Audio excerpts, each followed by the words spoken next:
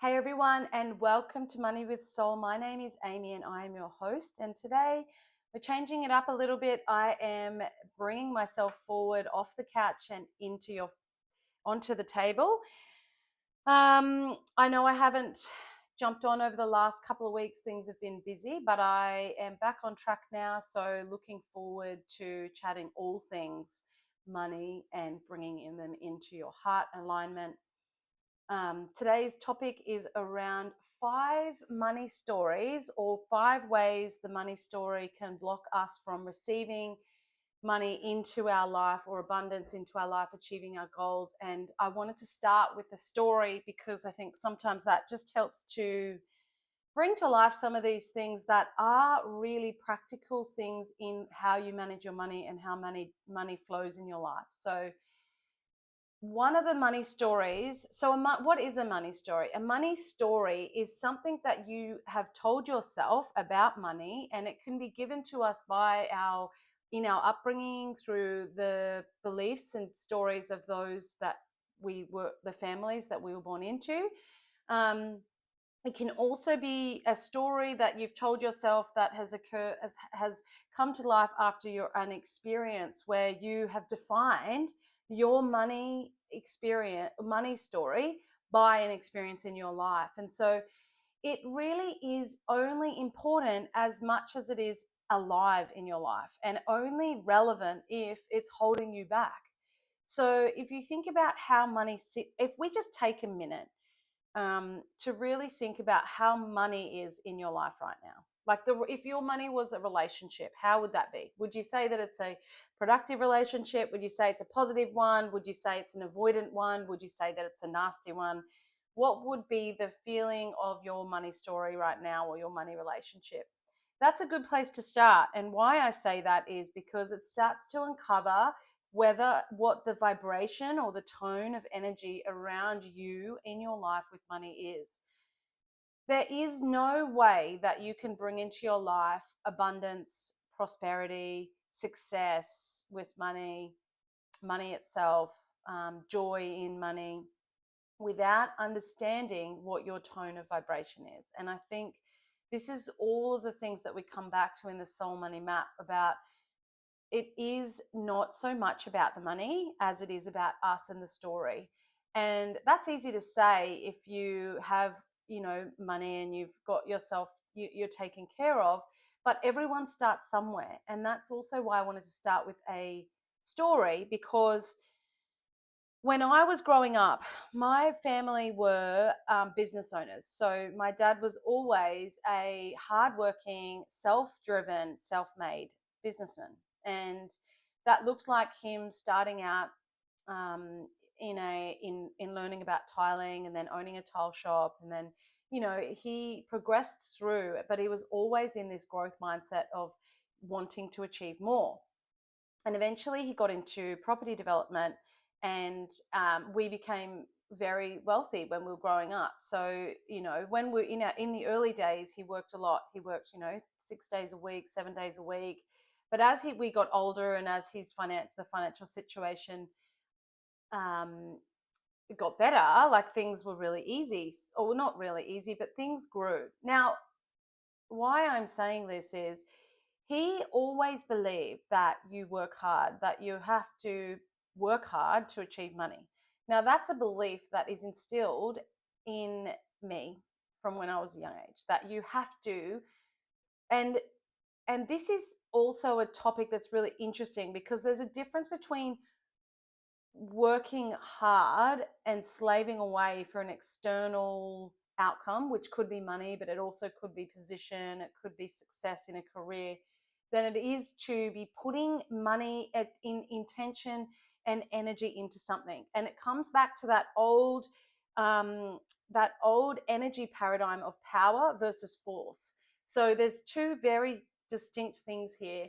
But in growing up, I felt that you always had to work hard to achieve something, to achieve money.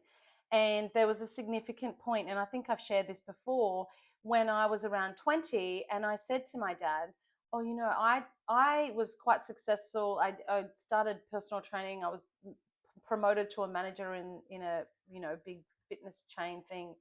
And I said, oh, money just comes to me when I need it. Like and he shot me down so quick, and he was like, that is delusional, like, and really shot me down. And that was a distinct point in my money story around, the belief that nothing comes for free, and everything you work hard to make money. And so so that was one of my money stories that defined my whole life growing up, in terms of, in my 20s and 30s, of driving into my career, driving for that outward success, having a lot of money. But on the other side of that, I didn't really have a sense of that worthiness and being receptive, or being able to receive money. And so I was always in deficit. No matter how much I earned, I was in the debt cycle.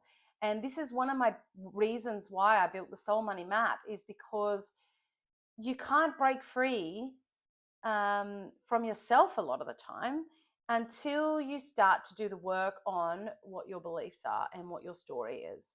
And so that for me looked like breaking my career and being burnt out a couple of times and coming back to zero. So my money story always led me to be in a debt cycle, because I just didn't believe I was worthy. I didn't believe I was worthy and abundant and worthy of having success. And so I always was putting myself out of reach. And so anytime I sort of got to that success or started to see myself progress, I'd completely shift and change. And I would move states, I would move careers, I would change jobs. I was in a continual cycle of change, because I liked being the newbie, the one learning, the not the one that was the one to be looked at. So that was a big journey throughout my 20s and 30s. The second money story that I told myself that I really feel held me back, if I look back and think, gosh, I had so much opportunity to create wealth, through investments, through property, through, especially with my dad being a developer and having opportunities to buy property. There was so much opportunity that I missed, because I had the belief or the story that you do all that when you're in a marriage. And so I had this idea that I was going to meet the person that I love, like, and we would then create, our platform and our wealth story. And so I didn't invest, and I didn't buy property younger, when I could have very much easily done that. And so that really held me back. And I think it's driven a lot of this journey around this coherence, when you start to focus less on other people's energy and goals, and you start to really work on yourself and work on what is really important in myself and my alignment. These stories have to come up. And so that's why I wanted to talk about it. And I wanted to ask and put it out there, like, what is your money story? And it's an easy exercise. Just go back, get a bit of paper. This is what I did when I was doing it. Write down your story. Who were the people that influenced you and your beliefs? What are your beliefs around money? Where do you feel that you avoid money? Or where do you feel that you um, thrive with money? And so the money story will limit the ability. It's like the lens that you put on in your glasses. It's going to shape the way and the decisions that you make. And so my story is one story. So worthiness, the ability to receive and to hold wealth has been a challenge for me throughout my life, one that I'm working on, to be able to hold still and hold space for wealth to be built, which we are doing. And that's something that I can see where the work is coming to fruition, when they're not those habitual beliefs and things that sit underneath the surface drive a lot of the decision making. So that's a little bit about my money story. But today's topic is around, 5 ways the money story will hold you back. And the first one is that awareness. So if you don't have awareness around your money story, then you don't probably have awareness around your beliefs. and therefore you are restricted into what those beliefs are. And so you might see cracks with that when you start to feel like, oh, there has to be something else, or maybe everything is just getting too much. It's all like a lot. Like for me, it was sort of getting to that breaking point of having zero assets, zero income, zero, when I moved to the Gold Coast, and realizing like I was starting from ground zero. Like literally $10 became like, I was like, wow, you become resourceful in that place. But it's whatever your ground zero might be, you might get to that point and think, okay, there has to be a different way. And so awareness is a really big barrier if you don't have it to moving to a new platform.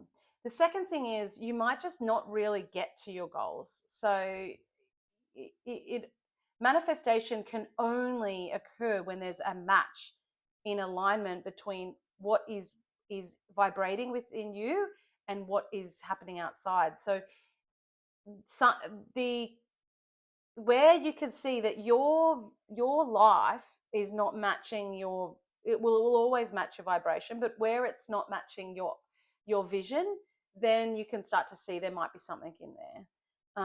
And so the other reflection is that your life won't be feeling like it's on the path that is, you'll feel a sense of dissatisfaction. There'll be sense of unfulfillment in areas of your life, that could be pointing to something that's going on underneath the cover of your conscious mind. The third thing is you just might not have enough money that to make things work, or for me that was in a debt cycle for many many many years, and always impulsively spending, to keep me, it sort of kept me in that plane. That could be like it's a pattern that you can see in your life that is driven from something, internally, something that you might not be aware of. So if you can start to see these patterns, you can start to see, okay, what's driving that, you know. And the fourth thing is that you might not actually have you might not be realizing your potential. So this might not be, you might have a goal of doing something completely different than you're doing. But because there is this fear that if you leave a stable job, that things will all fall apart, it might be preventing you from taking risks and doing things that make you happy or fulfilled, because happiness is not necessarily the good driver. Fulfillment, or a calling might be something in you that you just not doing. So that avoidance of risk taking or not stepping out of your comfort zone might be another sign that the money story is really holding you back. And then the fifth thing that will show up, I think, when there's is around conflict in relationships, or conflict in families, or conflict in your inner and outer world. So conflict can be that there's tension, but also there's just this uneasiness. So we talked a little bit about conflict last week.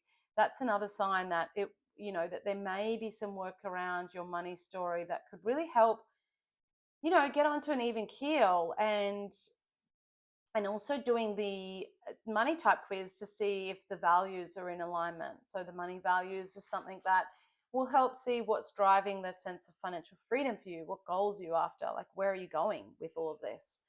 And I think that's sort of the top 5 that I would see. So losing, like not having the awareness of what's driving your decisions. There's all of these things that will create a flag for you to look at. And if you just look at your life right now and think about that in the way of those 5 things, and just see if any of them resonate with you. Are you having conflict in your relationships? Are you not really chasing the things that are important to you? Are you afraid of taking risks, of stepping outside your comfort zone? Do you feel like there's a misalignment with what's happening in your world and what you really want in your life?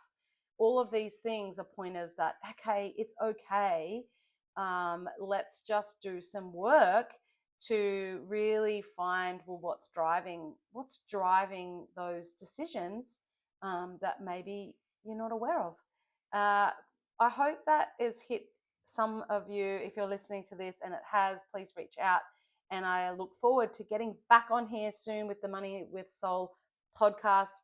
As always, go check out the money type quiz, the money value type quiz on our website, www.soulmoney.com.au. It's live, and you can get a report. It's completely free. Just go find out what your money value type is, and I will speak to you guys soon.